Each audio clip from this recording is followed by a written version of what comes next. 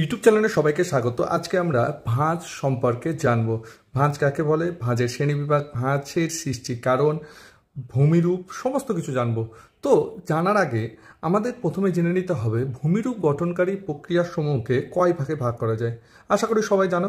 ভূমিরূপ গঠনকারী প্রক্রিয়াকে প্রধানত তিন ভাগে ভাগ করা যায়। একটা হচ্ছে পার্থিব প্রক্রিয়া, আর একটা হচ্ছে অপার্থিব প্রক্রিয়া, আর একটা হচ্ছে মনুষ্য সৃষ্টি।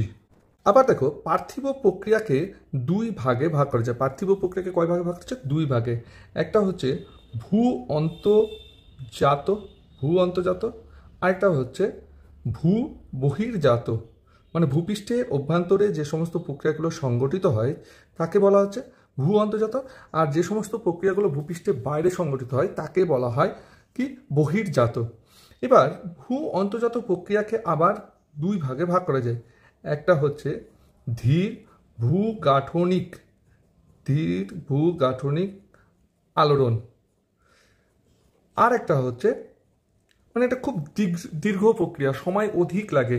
আর হচ্ছে আরেকটা হচ্ছে আকস্মিক, হঠাৎ সংগঠিত হয়ে থাকে। যেমন ধরো উদাহরণস্বরূপ আমি বুঝাই, তো অগ্নুৎপাত, ভূমিকম্প হঠাৎ সংগঠিত হয় না, এটা হচ্ছে আকস্মিক ভূগাঠনিক আলোড়ন।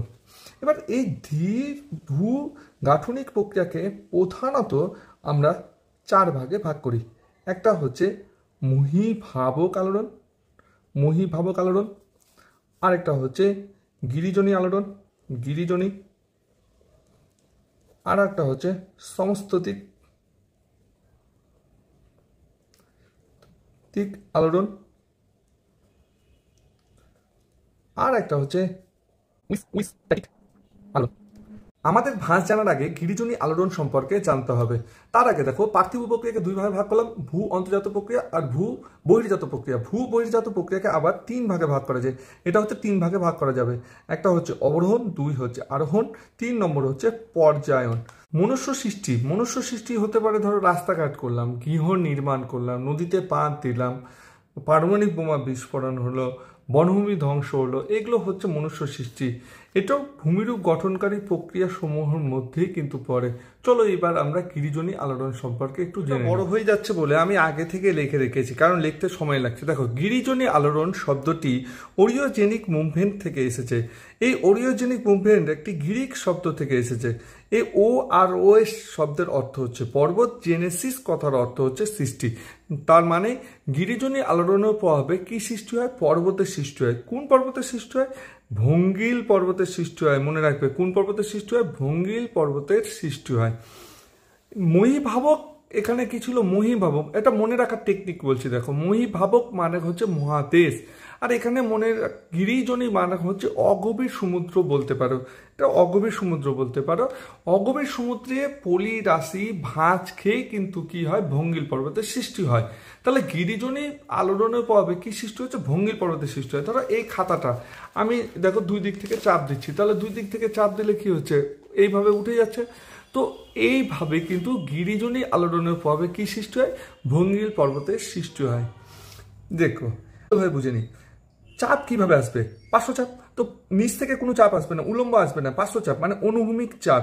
এবার অনুভূমিক চাপের ফলে কোথাও কি হয়? টানের দরুন সম্প্রসারণ হয়, কোথাও সংনমনের দরুন সংকোচনের সৃষ্টি হয়। তার ফলে পলিরাশি ভাঁজ খেয়ে পর্বতের সৃষ্টি হচ্ছে। কি পর্বতের সৃষ্টি হচ্ছে? ভঙ্গিল পর্বতের সৃষ্টি হচ্ছে, এবং সেই আলোড়নকেই বলা হয় গিরিজনী আলোড়ন। ক্লিয়ার?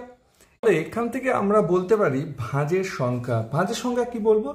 গিরিজনী আলোড়নের প্রভাবে, আবার বলছি গিরিজনী আলোড়নের প্রভাবে সৃষ্ট সংকোচনের বলের দ্বারা, এই সংকোচনের বলের দ্বারা, সৃষ্ট সংকোচনের বলের দ্বারা, এটা কোন শিলাস্তর? পাললিক শিলাস্তর। যখন পার্শ্ব চাপের কারণে, কোন চাপ? পার্শ্ব চাপের কারণে, এই পার্শ্ব চাপের কারণে তরঙ্গের মতো শিলাস্তর বক্রতার সৃষ্টি করলে বা ঢেউয়ের মতো সৃষ্টি করলে, তখন তাকে আমরা ভাঁজ বলবো। এরপর আমরা জানবো ভাঁজের সৃষ্টি কারণ। ভাঁজ কি কারণে সৃষ্টি হয়? আগ্নেয় উদ্ভিদের ফলে ভাঁজ সৃষ্টি হয়, তাপীয় সংকোচনের ফলে, পাত সঞ্চালনের ফলে, মহীখাতের সংকোচনের ফলে, ম্যাগমার পরিচলন স্রোতের ফলে। চলো তাড়াতাড়ি জেনে নিই। দেখো, আগ্নেয় উদ্ভিদ যখন ভূপৃষ্ঠে কোনো ফাটল বা ছিদ্রপথ, এখানে ফাটল দেখতে ভূপৃষ্ঠ অংশ, যখন ম্যাগমা বেরিয়ে আসে লাভা রূপে, তখন একটা ঊর্ধ্বমুখী চাপ দেয়। এই ঊর্ধ্বমুখী চাপের ফলে এই পার্শ্ববর্তী অঞ্চলগুলির শিলা ভাঁজের সৃষ্টি করে। এটা একটা। 2 নম্বর হচ্ছে দেখো তাপীয় সংকোচন। আমরা আগে থেকেই জানি কি জেফ্রির তাপীয় সংকোচনের মতামত অনুযায়ী কি ছিল, পৃথিবী প্রথম একটা তরল অবস্থা ছিল, তারপর আস্তে আস্তে তাপ বিকিরণ করে পৃথিবীর উপরিবেগটা কি হতে শুরু করলো, শীতল হতে শুরু করলো এবং সংকুচিত হতে শুরু করলো এবং কঠিন ভূত্বক আস্তে আস্তে সৃষ্টি হলো। কিন্তু নিচের অংশটা কি থাকছে, উত্তপ্ত থেকে গেছে এবং আস্তে আস্তে এই উত্তপ্ত অংশটা কি হচ্ছে, শীতল হচ্ছে। তো এই শীতল হওয়ার ফলে ভূপৃষ্ঠের ওপরই অংশের কিসের সৃষ্টি হচ্ছে, ভাঁজের সৃষ্টি হচ্ছে। 2। তারপর দেখো পাত সঞ্চালন। পাত, আমরা পাত জানি পরিচলন স্রোতের প্রভাবে চলনশীল এবং পৃথিবী পৃষ্ঠে পাত, অসংখ্য পাত রয়েছে, ছোট বড় মেঝো। তারা কোনো পাত পরস্পরের দিকে, কোনো পাত আবার পরস্পর থেকে বিপরীত দিকে কি হচ্ছে, চলনশীল। তো যখনই একটি পাত আর একটি পাত পরস্পরের মুখোমুখি আসে তখন সেই পাতটাকে কি বলা হয়, সেই পাতটাকে বলা হয় অভিসারী পাত। তো যখনই আসে তখনই কিন্তু এই অংশে যে পলি রাশিগুলো রয়েছে, তো এই অংশে পলি রাশি বা শিলা স্তর কি হয়, এইরকম ভাঁজকে উপরের দিকে উঠে যায়। দুটো জিনিসকে এইভাবে চাপলে দেখবে মাঝখানে অংশটা উঠে যায়, তার ফলেও কিন্তু ভাঁজের সৃষ্টি হয়। আবার দেখো মহীখাতের সংকোচন। এটাই যদি আমরা ভেবে নিই দুটো পার্বত্য অঞ্চল, এটা দুটো পার্বত্য অঞ্চল, এখানে দুটো একটা পার্বত্য অঞ্চল। এবার দুটো পার্বত্য অঞ্চলের কি হচ্ছে, পলি রাশিগুলো এখানে জমা হচ্ছে, ক্ষয়প্রাপ্ত হয়ে পলি রাশি জমা হচ্ছে।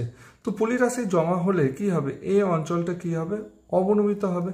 যখনই এই অঞ্চলটা অবনমিত হবে তখন এই দুটো অংশর চাপের ফলে, পার্শ্বচাপের ফলে এই অংশটার ওপরে উঠে যাবে এবং সেখানে কিন্তু ভাঁজের সৃষ্টি করবে। আশা করি বুঝতে পারলে। এছাড়া ম্যাগমার পরিচলন স্রোত।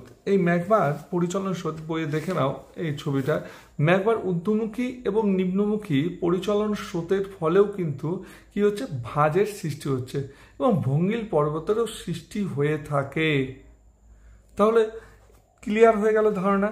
এরপর আমরা জানবো ভাঁজের কিছু গুরুত্বপূর্ণ আয়াম কাকে বলা হয়, নতি কাকে বলা হয়, গ্রন্থিবিন্দু কাকে বলা হয়। চলো শুরু করা যাক। আমরা জানবো ভাঁজের অক্ষ এবং অক্ষ তল, বাহু, গ্রন্থিবিন্দু প্রভৃতির সম্পর্কে, নতি আয়াম সম্পর্কে, এগুলো পরীক্ষায় কিন্তু আসে। প্রথমে দেখো শিলাস্তর। এই শিলাস্তর ভাঁজের ওপরের উত্তল অংশকে কি বলা হয়, উদভঙ্গ বলা হয়। আর শিলাস্তরের ভাঁজে নিচের অংশটি মানে অবতল অংশটিকে বলা হয় অধভঙ্গ।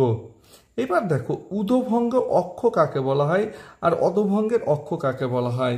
উদভঙ্গ আর অধভঙ্গ মাঝ বরাবর যদি একটি রেখা টানা হয়, মাঝ বরাবর একটা রেখা আমি টেনে দিলাম, তাহলে সেই রেখাটাকে কি বলা হচ্ছে, অক্ষ বলা হচ্ছে। আবার অক্ষ বরাবর যে তল, এই যে এই তলটা ভাঁজটিকে সমান কি করছে, দুটো ভাগে ভাগ করছে। দেখো এটা একটা ঊর্ধ্বভঙ্গ ভাঁজকে ভাগ করে দিল আর নিচে একটা অধভঙ্গ ভাঁজকে ভাগ করে দিল। তাহলে যে অক্ষ বরাবর, এই অক্ষ বরাবর যে তল, এই তল ভাঁজটিকে সমান দুটি ভাগে ভাগ করে তাকে কি বলা হয়, অক্ষতল বলা হয়। তাহলে এটা কি হয়ে গেল, অক্ষতল হয়ে গেল। কিন্তু মনে রাখবে এটা হচ্ছে অক্ষতল। এবার উদভঙ্গ অধভঙ্গ অনুসারে যে তল, উদভঙ্গ আর অধভঙ্গ অনুসারে যে তল ঊর্ধ্বভঙ্গের দিকে থাকে, যখন ঊর্ধ্বভঙ্গের দিকে থাকবে তখন তাকে উদভঙ্গ অক্ষ বলা হয়, আর যখন অপোজিট হবে তখন কিন্তু অধভঙ্গ অক্ষ বলা হয়। এবার চলো বাহু। এটা বাহু ধারণাটা দিয়ে দিই। এখানে ধরো এ বি, এটাকে এইভাবে তীর চিহ্ন দিয়ে দিলাম। তাহলে এখানে কি হচ্ছে, এখানে যদি একটা রেখা টানি তাহলে এই অংশটা কি সৃষ্টি করছে, বাহু সৃষ্টি করছে। এটা হচ্ছে ভাঁজের বাহু। এবার নতি আয়াম কাকে বলা হয়, নতি আয়াম খুব ইম্পর্টেন্ট, তাই স্ক্রিনে সংজ্ঞাটাই দিয়ে দিলাম, এটা নোট হিসাবে লিখে নিতে পারো। শিলা স্তর স্থানান্তর অনুভূমিক তলের সঙ্গে যে কোণে হেলে থাকে তাকে নতি বলা হয়। আর আয়াম কাকে বলা হয়? শিলার স্থানান্তর অনুভূমিক তল যে রেখা বরাবর পরস্পরকে ছেদ করে তাকে আয়াম বলা হয়। এটা খুব ইম্পর্টেন্ট, এটা পরীক্ষায় এসে থাকে, তার জন্য নোট হিসাবে তোমাদের দিয়ে দিলাম। তারপর চলো গ্রন্থিবিন্দু কাকে বলা হয়। দেখো এখানে গ্রন্থিবিন্দু বলতে বোঝায় কোনো শিলাস্তরে ভাঁজের সৃষ্টি হলে তার বক্রতা সর্বত্র সমান হয় না। এই বক্রতা কি সব জায়গায় সমান হবে? সমান হবে না।